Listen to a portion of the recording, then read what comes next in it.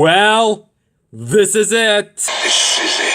This is it. This is it. Here today to present my top 10 best movies of 2019. 2 days ago, I posted my top 10 worst movies this year, which of course this year, 2019, I have certainly experienced some of the worst movies of all time. But to be fair, it still had its gems. But before we recap the 10 movies that shined this year, I do want to bring up some honorable mentions. And these honorable mentions are Hobbs and Shaw, Once Upon a Time in Hollywood, Us, Shazam, Spider-Man, Far From, The ones who abandoned you chasing the love of these humans who made you feel wanted. and finally, the Lego Movie 2, the second part. And now, let's get this party started. At number 10 is John Wick Chapter 3, Parabellum. Now, the John Wick series is becoming one of my favorite action franchises ever, guys. In a trilogy that has been consistently great, guys. But this is easily the best in the John Wick trilogy. Keanu Reeves absolutely knocks it out of the park. Halle Berry is awesome in this movie. Man, she came a long way since Catwoman. And that awesome badass moment when she's like, you shot my dog. And he literally shot that guy's knee. Man, this movie could get really brutal. People do complain about the ending, but I thought it was a great setup for John Wick 4. Boy, I can't wait for John Wick Chapter 4. At number 9, guys, was a choice I sadly really wanted to put into my top 5, guys. If it wasn't for the other 8 choices that made it at low at number 9. But I still absolutely adore it. That's Captain Marvel. Certainly one of the most underrated MCU movies, and one of the most underrated movies of the year. And certainly one of the greatest female empowerment superhero movies ever, guys. Certainly along with Wonder Woman. I can't believe people call this the most boring movie of the year. Personally, I'm like, nah, not in my opinion. Toy Story 4 is the most boring movie of the year. Sorry. Captain Marvel was freaking epic. Brie Larson as Captain Marvel, one of my favorite actresses ever, and she nailed it. She was badass. Awesome. I love the relationship between her and Nick Fury. The Kree were very interesting villains. Goose was absolutely adorable. Oh, you just wanted to cuddle with him. And the freaking awesome climax where Carol Danvers just blocking out all those missiles and Carol telling Rowan to stay out of my swamp. Yeah, and just screw Dark Phoenix. This is the one true female superhero movie of this year. At number 8 is Abominable. To quote a certain end credit song at the end credits, what a beautiful film. Personally, I don't view this movie as a How to Train Your Dragon ripoff. I'm sorry, people. It's much more different if you think about it. This was such an engaging road trip-like movie for, you have, Yi taking, this, Yeti named Everest home, guys. Okay, no pun. Now, Yi was such a lovable and one of my favorite DreamWorks protagonists is now. Like the other two kids, Everest was such a lovable lug. And also, I do want to defend this. I know people, say the villains are weak, but honestly, I can see, the villain who played Miles Axelrod in Cars 2. There was a twist that I thought was kind of relatable. I do want to root for him, but at the same time, he also sees that Yetis are harmless creatures. I'm glad they made his girl assistant the main villain. She was pretty cool. But yeah, even the movie has beautiful animation. I really felt like I was in China. And like I said, Abominable is such a beautiful film. At number 7, Joker. Joker is a prime example of a comic book movie masterpiece. It's intense, powerful. I'm glad it got an R rating, that's what I felt to say. But yeah, Joaquin Phoenix, he will go down in history as one of the greatest Jokers ever. Joker just doesn't immediately become psychopathic. It takes time for him to become psychopathic and become one of the greatest crime lords of Gotham. Some of the most shocking moments in this movie, is one of my favorites actually, is when when Arthur shot Don Leno dead at the TV station. Man, that made me gasp. But is Joaquin Phoenix the greatest Joker as everybody's making him out to be? Not me. I still prefer Heath Ledger. He will always be my favorite. Ledger will always be my favorite Joker. Alright, now let's bring out the tier list of the movies this year. You have, at the bottom, some of the worst movies of all time. Moving up, you have the bad movies. You have the painfully average movies. You have the ones. You have the really good ones. You have the masterpieces. But now, you get the big boys. The top 6 movies. These are some of my all-time favorites, guys. So, let's do this. At number 6, It's a Beautiful Day in the Neighborhood. A beautiful day for a neighbor. That is, It's a Beautiful Day in the Neighborhood. Duh. Yes, mom, family, if you're watching this, all of you, you're gonna love it. You're gonna love this pick. It's a Beautiful Day in the Neighborhood. It's cinematic art, guys. Yeah, sure, while Joker was a thrilling crime thriller, It's a Beautiful Day in the Neighborhood is such a relaxing as well as emotional movie that'll help any person cure their stress. This movie also helped me, helping me cure all the stuff all the bad stuff that happened in my past. It's such a sweet, delightful movie. It'll speak to anyone, even reflects of stuff of in the future, guys, when I have kids and my own baby. It's that wholesome. And yeah, I'm glad it's my mom's favorite movie of the year. So you can totally get why. And if you have not watched it, please do. You're really missing out. At number 5, Claws. Now, I normally don't count Netflix movies, as I am more of a cinematic moviegoer. But hey, I only talk about Netflix movies only if it feels very cinematic. And Claws is no exception.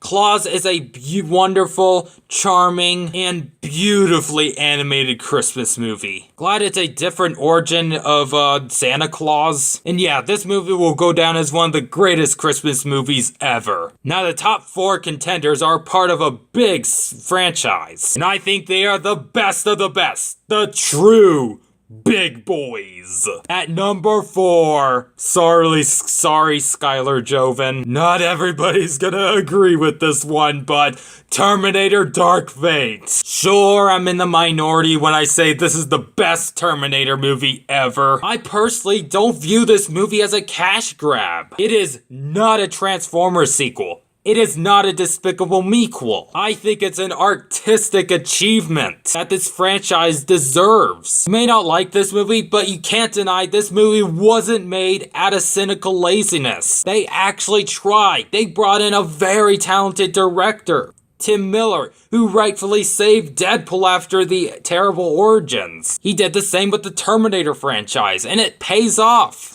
To me, this is a much more ambitious movie than Terminator 2. It went in a direction that even the other Terminator movies couldn't. I didn't mind having a story where Sarah Connor feels a lot of grief for the loss of her son, John Connor, from this Terminator from a different timeline. All the characters, they gave their A-game performance, guys. Linda Hamilton as Sarah Connor was electrifying. She's such a badass, but very sympathetic at the same time. Especially in the shocking moment where he almost attempted to punch Arnold in the face. That was just wholesome. And Arnold Schwarzenegger as the Terminator himself, he's the best he's ever been. He was a badass. He's less comedic than he was in the other movies, as well as being the most sympathetic in the franchise. Grace was my favorite character in the movie, man. She's also a very sympathetic character who came from the future to protect Dani and to inspire her to inspire Grace back and her future younger self. Dani was great. She's nothing like Isabella from The Last Night. She's a great badass, and Grace,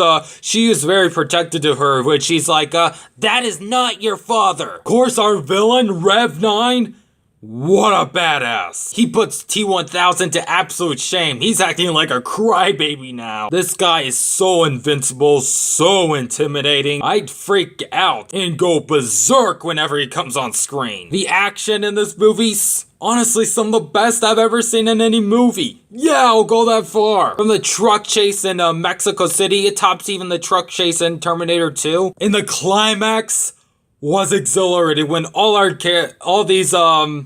main characters are battling Rev 9 with every object they have, from chains, sharp objects they use to just battle this machine. Having these 3 human beings just take on this dangerous, deadly machine is just magnificent. Pop sacrifices himself in that, spinning propeller to kill off Red 9. Even Grace sacrifices herself, and oh, I was bawling my ass out when Grace dies in sacrifice for Danny's life. Yeah, just the fact this is one of the biggest box office bombs of 2019 is embarrassing. Please give Terminator Dark Fate a chance if you have it, guys. It deserves your time. I can't believe garbage like Knives Out got a higher rating than this masterpiece. At number 3, I didn't think it was possible. I didn't think it was possible there'd be a movie that's much more underrated than Terminator Dark Fate.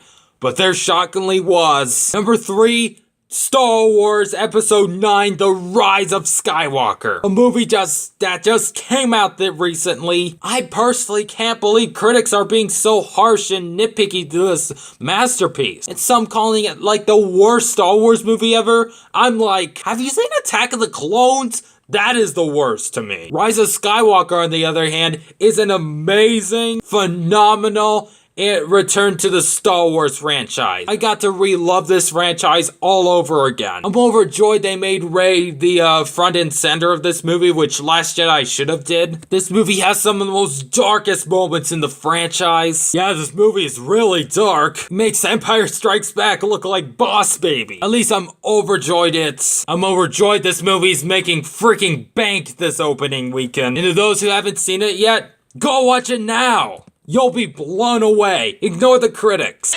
Avengers!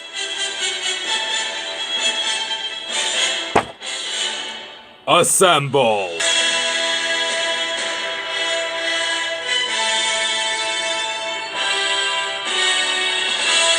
Yes!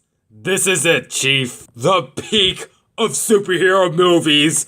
Avengers Endgame! The fact that it's the runner-up goes to show how great the top 6 is. Sure, Rise of Skywalker to me was an underrated gem and a great conclusion to that series, but I mean, come on, it's Endgame. At least Marvel had a plan in the making, guys. The Russo brothers, Stanley himself, should absolutely be very proud. This was such a superhero sensation that absolutely paid off in flying colors. Personally, I thought this movie was really necessary to be 3 hours long. You needed the perfect closure and build up for these characters, as well as the final battle. First hour being so great, little to no dialogue. Just seeing the resolution of how, during the Uno Snap 5 years ago. The second act being a freaking phenomenal time-traveling exposition, going through some of the most iconic events in the MCU and some of the not-so-iconic events. Some of the humor really worked, especially America saying,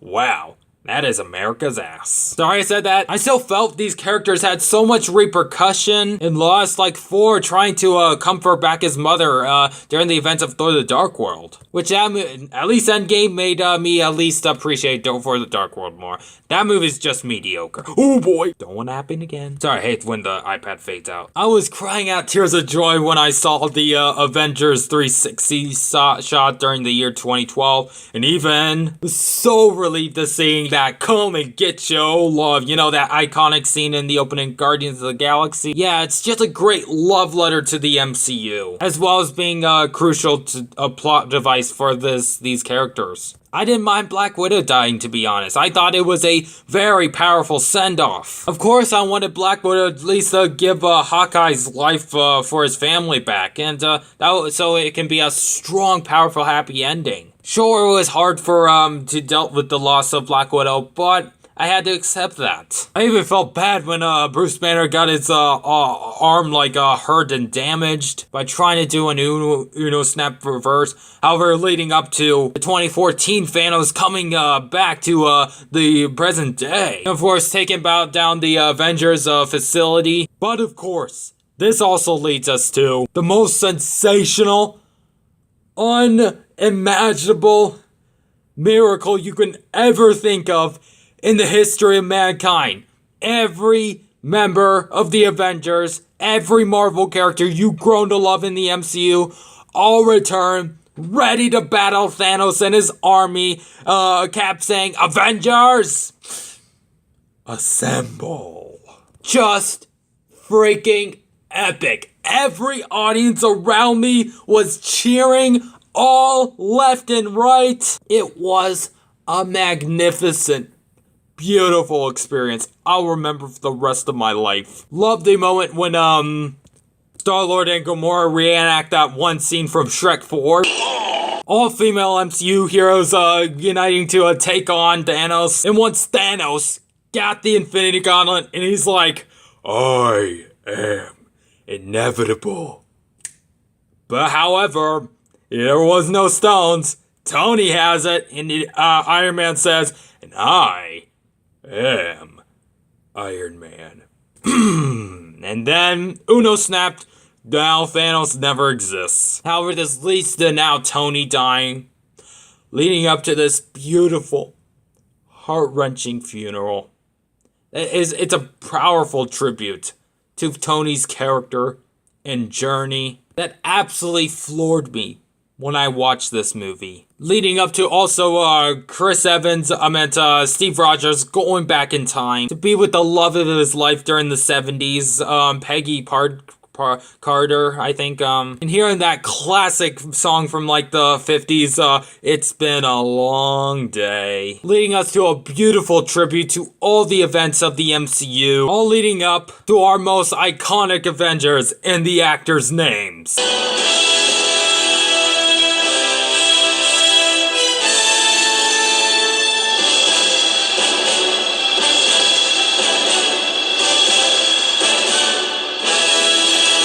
One of the greatest end credit scenes I have ever seen. Thank you, the Russo brothers, for giving this magnificent masterpiece. Couldn't be more proud to call it the best movie of the year.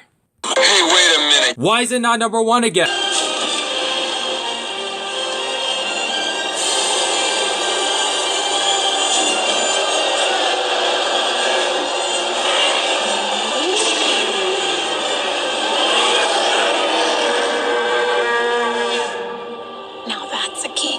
Well said, Astrid. Yes, How to Train Your Dragon 3, The Hidden World, is the king of 2019 movies. While I do really love the MCU, and I get people will strongly prefer Endgame over this masterpiece, but to me, How to Train Your Dragon franchise is much more nostalgic to me. And masterpieces like this to me goes to show how DreamWorks is the greatest movie studio in Hollywood to me. First two were absolute masterpieces. How did DreamWorks manage to top those movies with this? The story is the most mature out of all the series movies, guys. It leaves the most impact. The animation is absolutely gorgeous. It breaks new grounds for CGI animation. I mean, even when you look at Disney this year, their movies, from their remakes to their sequels, don't make me laugh. Those were only made for the moolah. This here. But DreamWorks here made this sequel for art, in which sadly, some of my subscribers that called the movie overrated, Real Spider-Bird, for example, can't accept that this movie's not made out of cynical laziness. It really isn't. It was a movie made of heart. It was a movie made with heart and care and from talented people and animators who work on this masterpiece. Even the characters are the best they have ever been in the series. Hiccup is much more mature at this point. Even Astrid was great. Them getting married at the end, all was so sweet, guys. It was a great homage to the ending in Return of the King. Toothless was great, and the Light Fury.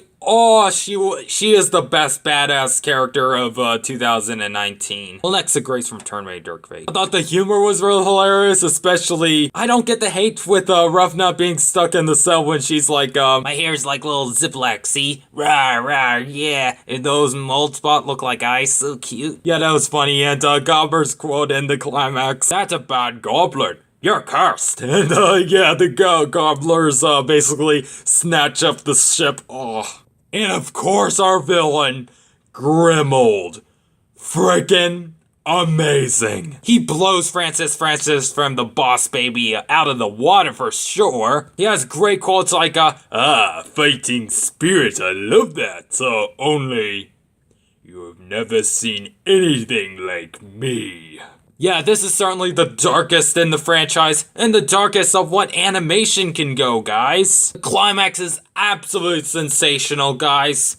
Where all our main dragon trainers get to free all the dragons, and while Hiccup is trying to save the Light Fury from Grimald, however, then Hiccup starts to attack him, and then Grimald's like, "You killed both of us, fighting for a dragon? That's your plan?" And Toothless replies to Light Fury, "Save him." And then, and just the shocking imagery here. When Toothless is losing all of his dragon armor, Hiccup's losing his dragon armor, and then, but then Light Fury thankfully saves him, and Grimald gets his comeuppance. And after that, this leads to now all the dragons having to relocate to the hidden world. And Hiccup replies to him, "Our world doesn't deserve you. Yet." And Toothless giving a last hug. In the wedding I talked about earlier, and now seeing Hiccup's kids, and now revisiting Toothless' kids, and just seeing the same love and affections that they had, bringing the same love that they had in the first two movies, is bittersweet. This is such an epic landmark in animation, and movies in general. I even prefer this over every live-action movie there is, guys. Controversial. It is neck to neck with the Wreck-It Ralph duology, the original Lion King, and especially Inside Out, as my absolute favorite movie of all time. And it's a dang strong win for the best animated features at the Oscars this year. And Academy, I got my eyes on you. If you give it to Toy Story 4, I'm gonna rip your buns off. Because I'll forever love this movie as well as this entire trilogy. And I couldn't be more than proud to call How to Train Your Dragon 3,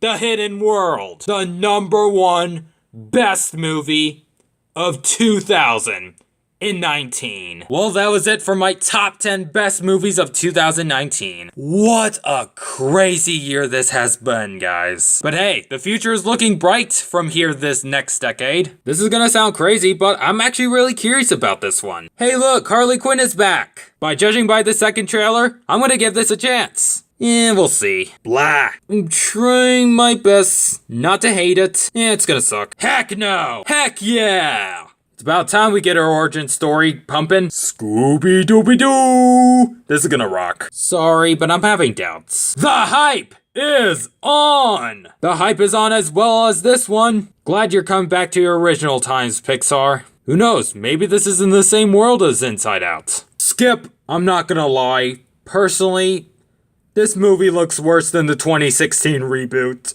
Hey Nolan, it's been a while. We'll see. We are back, baby. This ought to be epic. Hey look, Pixar is not the only ones returning to original stuff. This is gonna be awesome. And good luck, Dennis Villeneuve. Skadoosh, everybody. Wish you all a Merry Christmas. The world believes the dragons are gone, if they ever existed at all. But we Burkians, we know otherwise.